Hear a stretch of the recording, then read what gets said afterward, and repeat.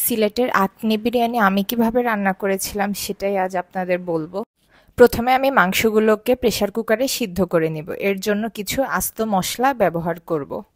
মশলাগুলো দেওয়ার পরে আমি মাংসের মধ্যে কিছু পানি অ্যাড করে দিব যেন মাংসগুলো প্রপারলি সিদ্ধ হতে পারে। তারপর দিব একটু স্বাদমতো লবণ। উপরে কিছু পেঁয়াজ কুচি দিব, তারপর প্রেসার কুকারের ঢাকনাটা ক্লোজ করে দিব।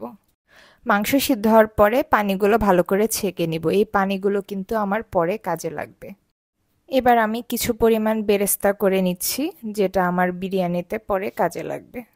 বেরেস্তা তৈরি হয়ে যাওয়ার পরে আমি সেটাকে আলাদা বাটিতে তুলে রাখছি। এবার সিদ্ধ করা মাংসে আদা, রসুন আর কিছু আস্ত মশলা দিয়ে দিব। মাংসকে ভালো করে নেড়ে দিব যেন মশলা আর মাংস একসাথে ভালো করে মিশে যায়। তারপর দিব লবণ আর কিছু আস্ত কাঁচামরিচ।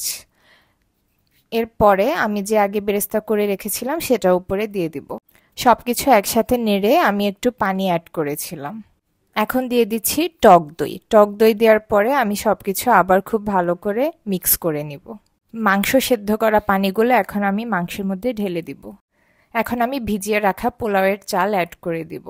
সবকিছু ভালোভাবে নেড়ে আমি উপরে একটু ঘি আর গোলাপ জল অ্যাড করে দিব। সিলেটের এই আঁকনি বিরিয়ানি রান্নার রেসিপিটা কিন্তু খুবই ইজি এবং এটা কিন্তু অনেক মজা হয়।